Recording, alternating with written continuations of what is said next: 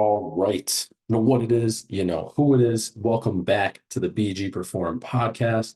So today, bringing the first episode of 2024. I want to do this every single week, and this is going to be the start of it. So today, we're going to be talking about what we are actually training when we design a program.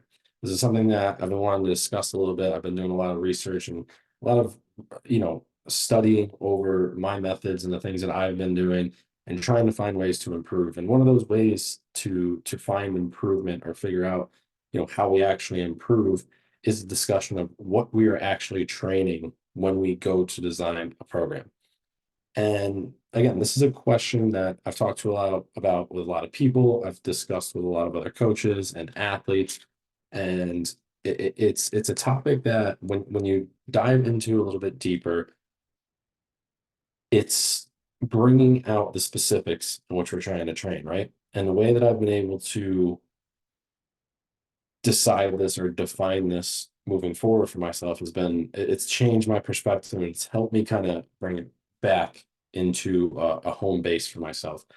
I think one of the most important things as a coach when we start to dive into this a little bit deeper is creating our own framework, right? And I've talked about this a ton, developing your own framework, developing your own way of thinking.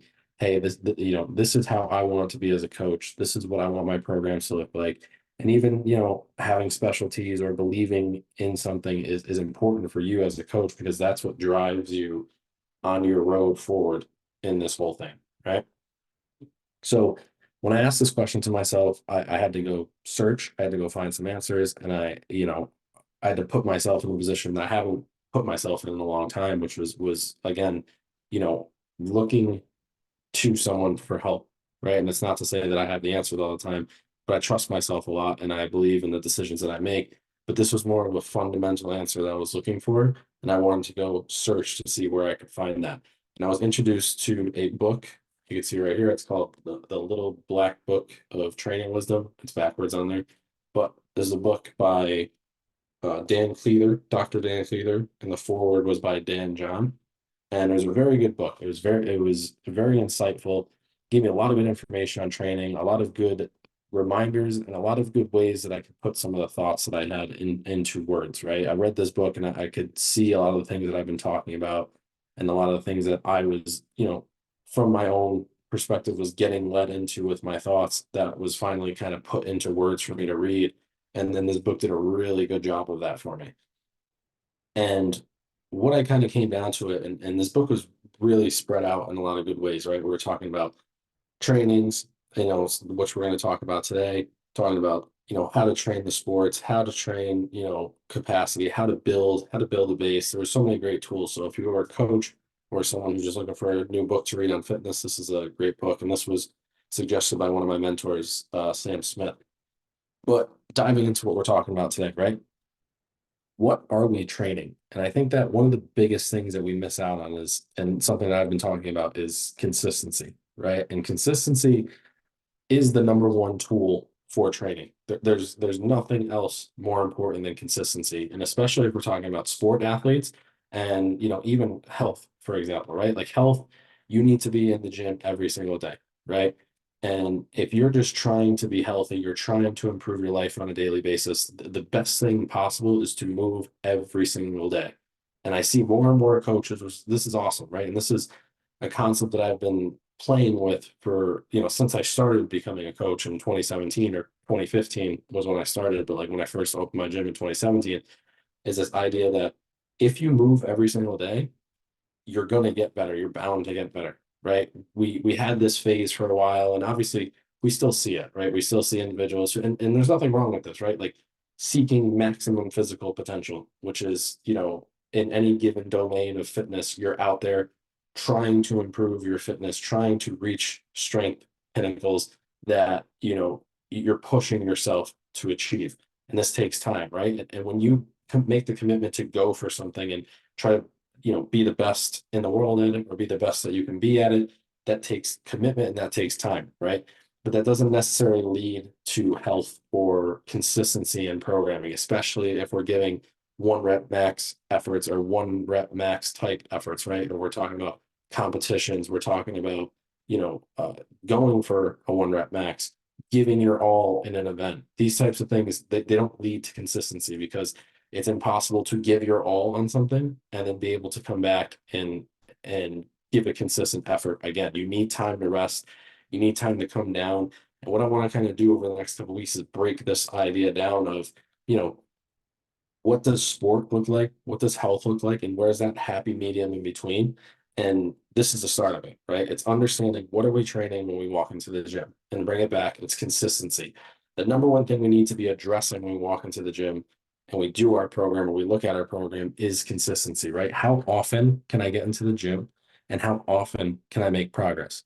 These are the number one things we should be asking. And if you're writing your own program, you listen to this and you take a step back and you say, okay, am I being consistent within my programming, right? If you work with a coach, you ask them that question, right? Or you ask yourself that question and look for it. And then, then you can ask that question. If you're working with a coach who's who's worth it, they're going to take that question and they're going to explain it to you, right? They're going to tell you about it. They're going to walk you through it. Where's the consistency? Like, where is this being built into the program? And for me, consistency, as it was described in the book, but consistency is the number one rule. We always need to be chasing consistency. We always need to be putting ourselves in an environment to be consistent, right? And one of the things that I kind of came across and had my mind thinking, and if you guys checked out my post, I believe it was last week, I made a post about consistency equals programming and environment, right? If you have a solid program and you have an environment that supports that, then you're going to be consistent. And I think a lot of people miss out on those things. One, because they either don't have the program, right? Or they don't have the environment. And I think more often than not, it's the program rather than the environment, because a lot of people have access to full gyms, full places to just go and train, whether it's a big box gym or a local gym or a CrossFit gym or whatever type of gym you go to. Most people have access if they so choose, right? And this is them making a decision, but if they have access to a place to go train, right? What ends up happening is they either don't have the program to go along with that, or they just don't know what to do to build a program to do that, right?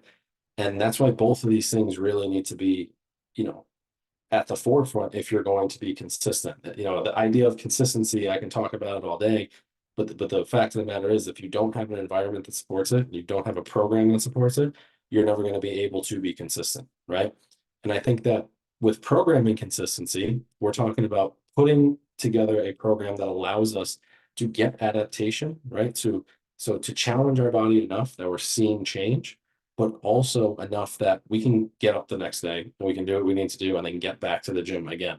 I remember when I first started training, I was in this kind of loophole. I think what was different with me was I was starting to find something that I truly love. So I was, getting to that point where I was able to get into the gym every single day, regardless of what happened. But what I was doing is I was kind of attaching a lot of myself in being able to get to the gym. And when I wasn't able to get to the gym, I would have anxiety or I'd have like other issues that I would deal with outside of that.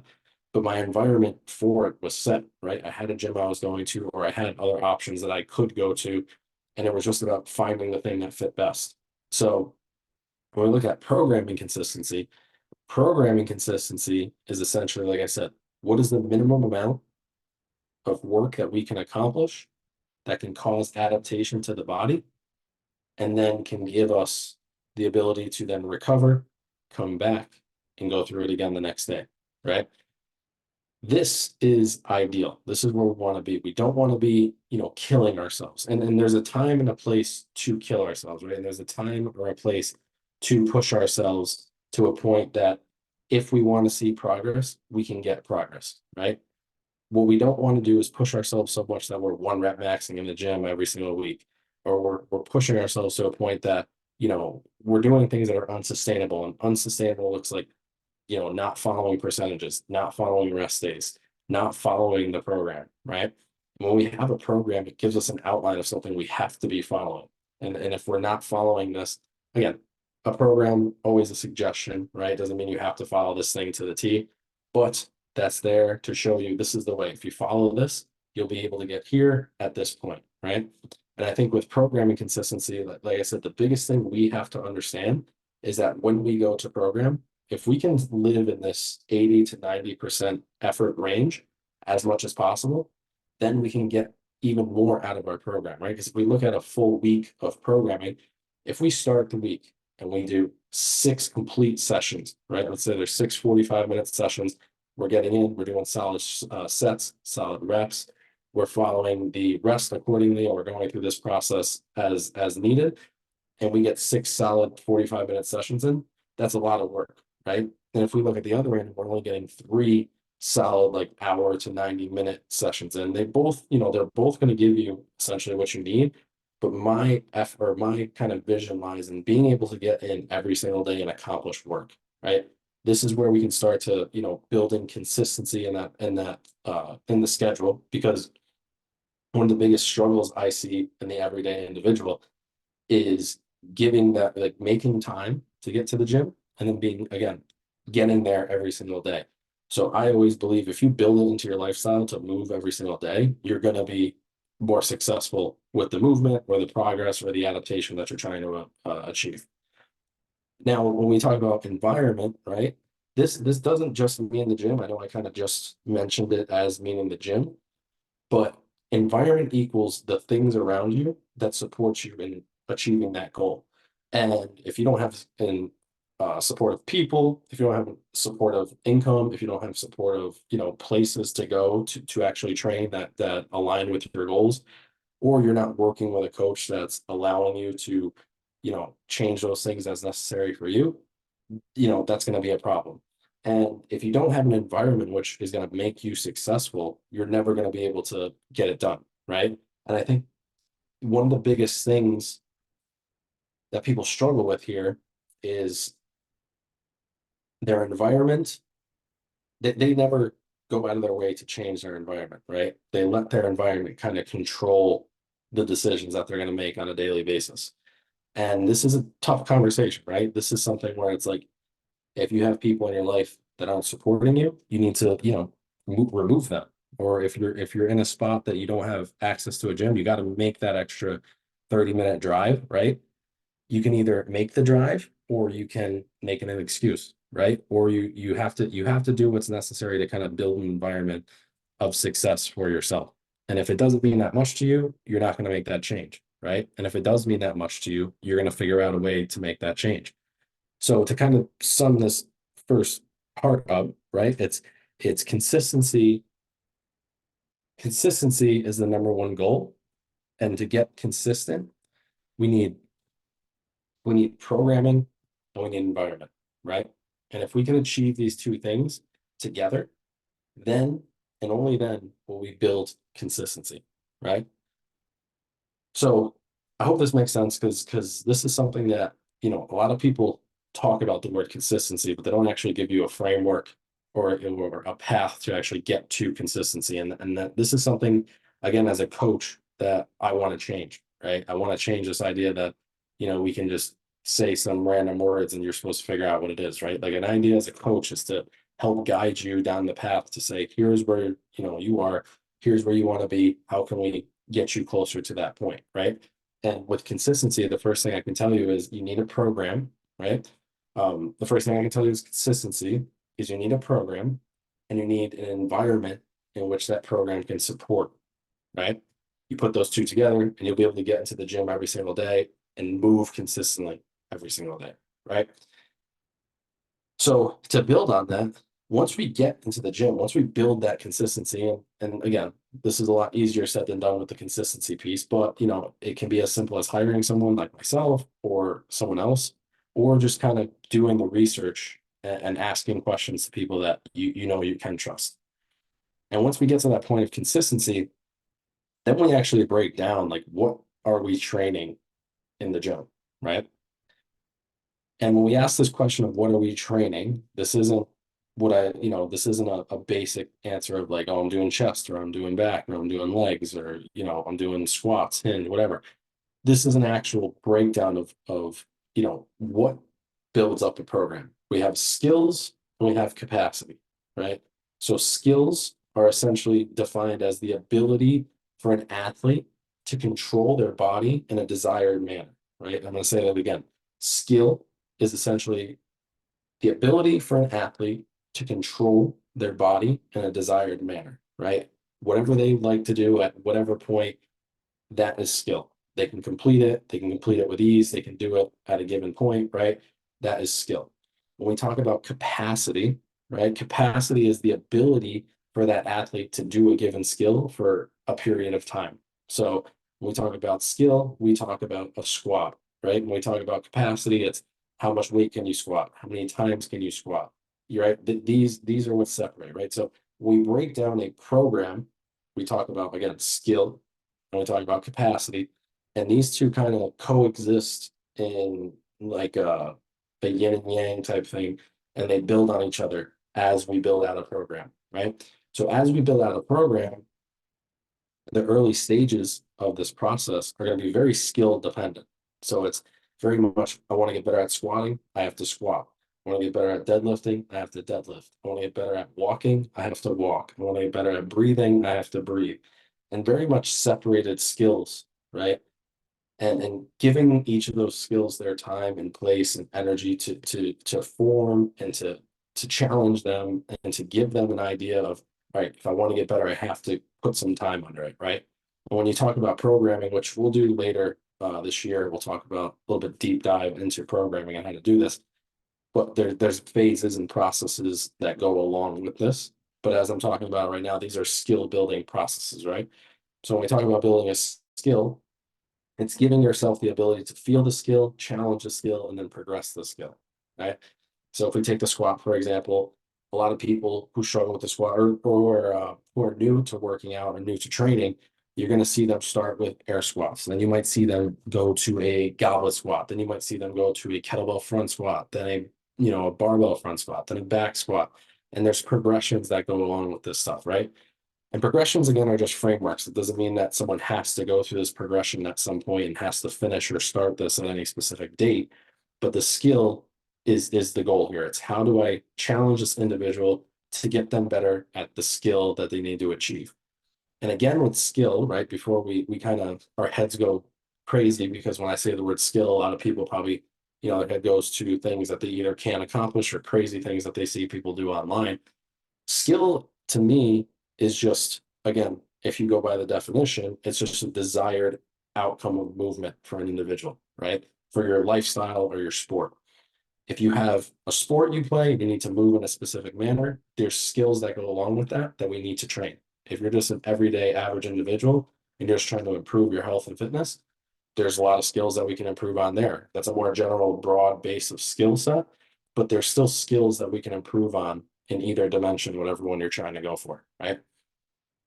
So once we break down skill, then we have to talk about capacity, right? And now, like I said before, capacity is basically the ability to take that skill and do it again and again in different domains, right? So if we're talking about the squat skill, right, you're learning the skill of how to squat better.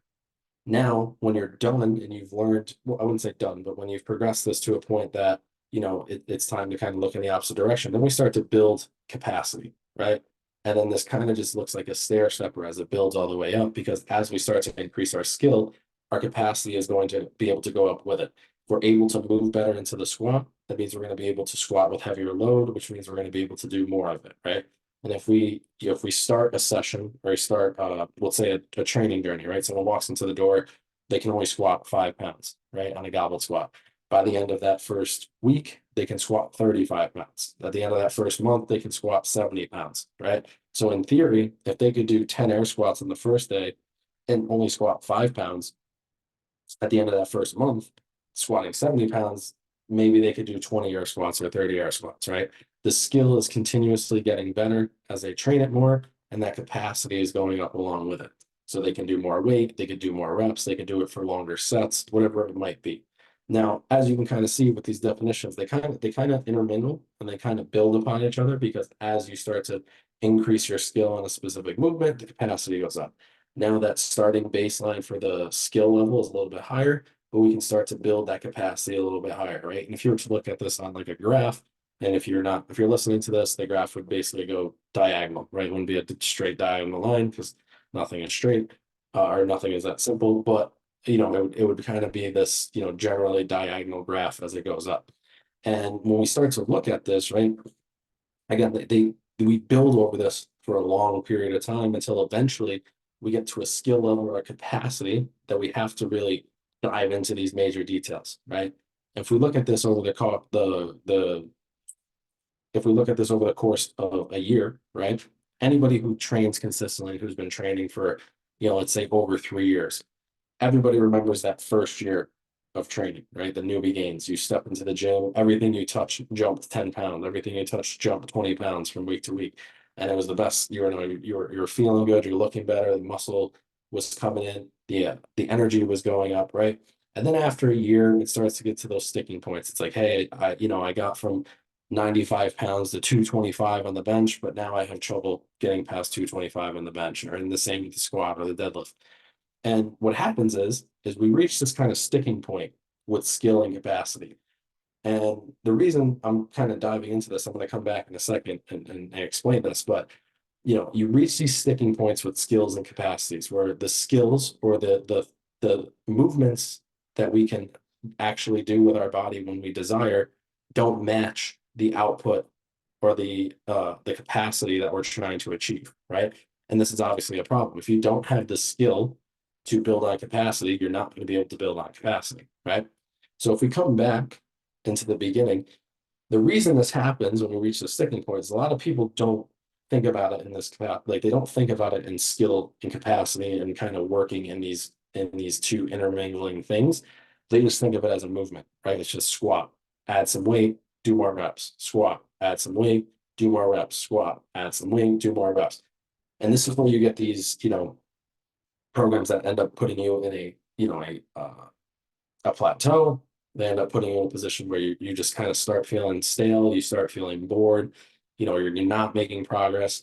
And these are the issues, right? Now, if we come back and we start to look at this stuff as skills and capacity, right? We have a skill phase where we start to improve the squat, right? Maybe we're not maxing it out. We're staying in this suboptimal range, right? When we come back to consistency, where we're consistently able to get into the gym every single day and improve something that helps us improve the squat, right? And then once we're done with that phase of skill improvement, now we have a capacity improvement, right? So we have that first skill phase, now we have this capacity phase, and now we have this improvement phase, right?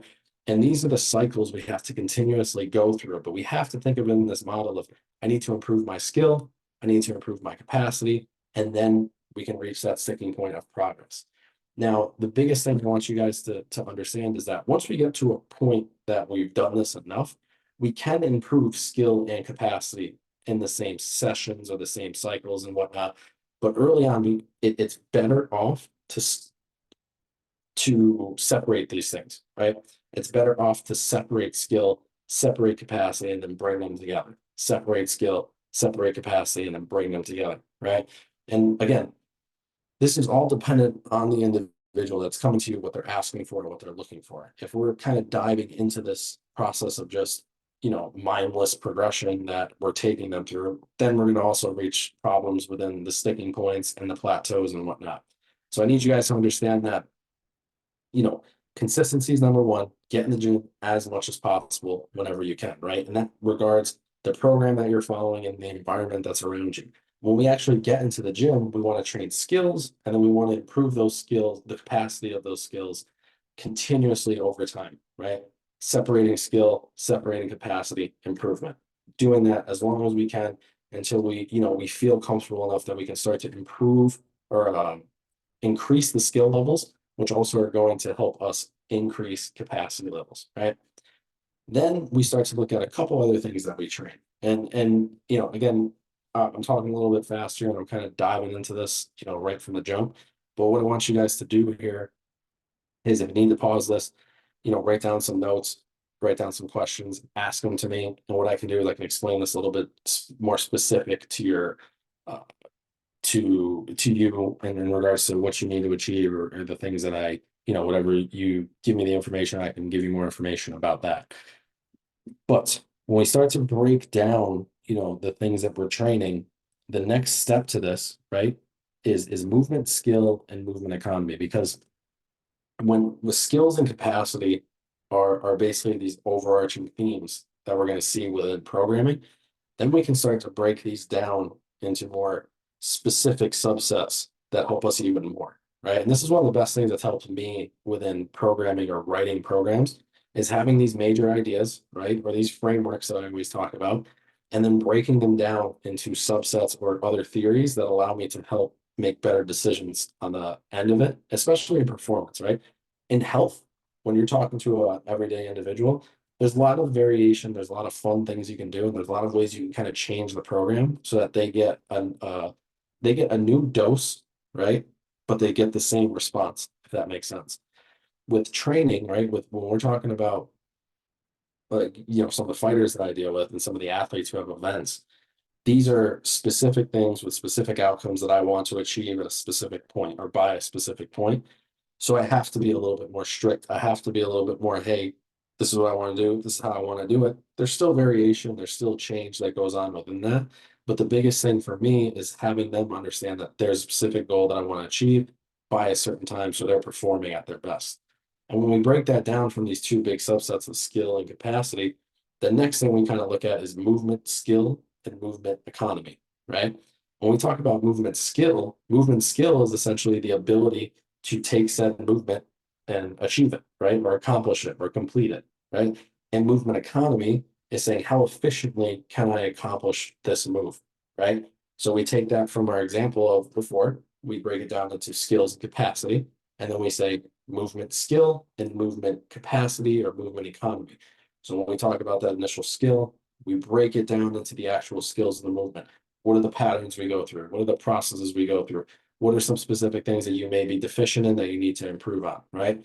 Then we look at capacity, and then we talk about movement economy, meaning if I want to improve my capacity, I need to improve the efficiency of my pattern, right? So that I can move more and then build on that capacity continuously. So these are just some major ideas as a coach that I'm looking at when I dive into program design or other aspects of, training that I want to dive into. These are kind of the bigger picture ideas that I go through because for me, you know, for me, it's hard to give you guys specific examples in a podcast because I don't want anybody to take this as gospel, right? One of the best things that I can do as a coach is give myself frameworks and theories and work off of those and give you guys specific feedback for the questions that you ask me, right? So if there's any specific questions or anything based on you that you'd like to ask, you can always hit me up, always ask me questions on Instagram. And today, again, I wanted to kind of dive into this process of what we are actually training in the gym, right? This is very broad overview, right? I didn't even talk about the movements, the movement selection, sets and reps, tempos, things like that. This is just kind of like an overall, brain dump for me on what you're actually trying to train or what the goals are when you actually step in the gym. If you can kind of take this and take the main topics from this or the main takeaways being be consistent, right? And consistency equals program and environment, right? And program and consistency looks like being able to live around that 80 to 90%. And then environment is the things around you that allow you to actually complete the program to build consistency. That's number one, right? Then we start talking about what we're actually training, which are skills, right? The ability of our body to move in a desired fashion. And then capacity, which is the ability for us to take that skill and complete it more and more or as much as necessary over time, right? Then underneath that, we have movement skill and movement capacity or movement economy, which is taking that movement and breaking it down into the skills that allow us to actually complete said skill, right? And then movement economy, which is the ability for our body to be as efficient as possible in completing a movement or completing a pattern that improves our capacity. So I hope this makes sense for you guys. Again, I just wanted to break this down a little bit more. I'm going to be diving into this more in content throughout the week, but this is just a short introduction. If you guys want more videos like this or more episodes like this, just let me know. Let me know how you enjoy this. I'm going to be diving. Like I said, I want to do, one podcast a week for the rest of this year. As we're in week 3, so I have a couple more because I missed the first couple of weeks. But we're going to dive into this a little bit deeper. I want to try to do 52 episodes at least this year. So if you guys have any topics you want to hear me talk about or anything you want to hear me break down a little bit deeper, just hit me up and let me know. And I will see you guys next time. Peace.